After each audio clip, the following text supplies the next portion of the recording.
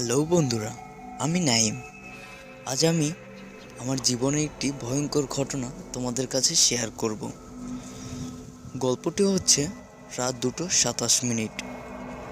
তো চলো দেখে আসি।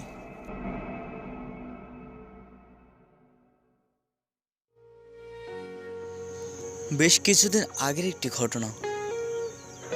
আমি আর আমার বেশ কয়েকজন বন্ধুরা মিলে আমরা প্ল্যান করলাম যে ছুটির দিনে কোনো এক পিকনিকে যাব।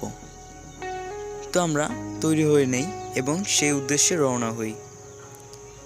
আমরা বেশ কয়েকজন বন্ধুরা ছিলাম, একসঙ্গে ভ্রমণে গেলাম।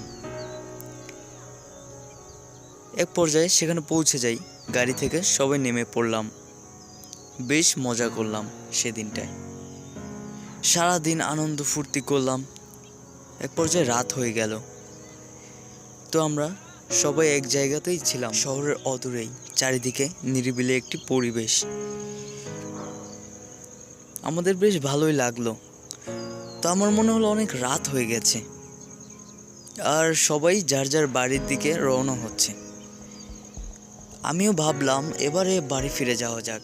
কখন যে সময়টা কেটে গেল বুঝতেই পারলাম না।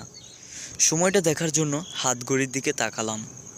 ও মা, এ তো দেখছি রাত 2:27। তো অনেক রাত হয়ে গেল। আকাশে চাঁদ হাজারো তারায় ভরা, স্পষ্ট দেখা যাচ্ছিল চারিদিকটা। অনেক গল্প গুজব হয়েছে, তো এবারে বাড়ি ফিরে যাওয়া যাক। আর এই ভেবেই আমি বাড়ির পথে রওনা হলাম। বাড়িটা বেশ দূরেই ছিল আর চারিদিকে একবারেই নিরিবিলি। বেশ ভয় লাগলো আমার। হঠাৎ করে আমার মনে হলো কেউ একজন গান গাইছে। আমি গানের শব্দ শুনতে পেলাম। দাঁড়িয়ে পড়লাম, আশেপাশে তাকালাম, কিন্তু কিছুই দেখতে পেলাম না। কিন্তু গানের সেই শব্দটা ক্রমশ বেড়েই চলেছে আর আমার দিকেই আসছে। আর আমি এদিকে বেশি একটা খেয়াল করলাম না। আমি আবারও হাঁটা শুরু করলাম। ভাবতে লাগলাম যে এটা আমার মনের ভুল। আর যখনই আমি হাঁটতে হাঁটতে বটগাছের রাস্তার সামনে চলে আসি, তখনই ভয়ঙ্কর ঘটনাটি ঘটলো। আমার মনে হলো আমার পিছ থেকে কেউ একজন আমাকে ডাকছে। পিছন ফিরে তাকালাম। নাইম, নাইম, নাইম। আমি চারিদিকে তাকালাম, কাউকে দেখতে পেলাম না।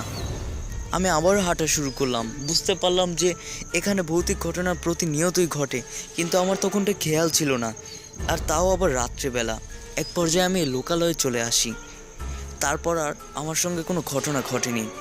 এরপর থেকে আমি আর ওই পথ দিয়ে কখনোই যাওয়া আসা করিনি, আজ অবধি নয়।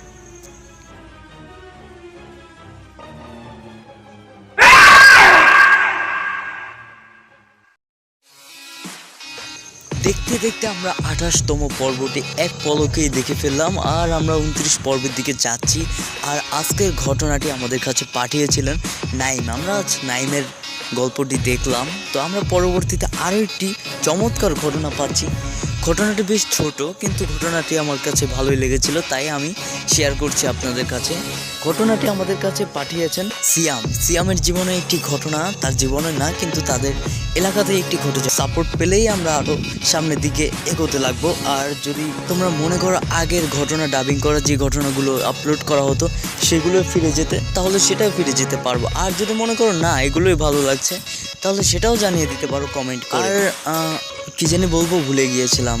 আচ্ছা, তো আপাতত এখানেই বাই। যদি মনে পড়ে তাহলে বলতে থাকবো। তো এখানে আজকের মতো বিদায় নিচ্ছি। পরবর্তী এপিসোডে আবারও দেখা হচ্ছে।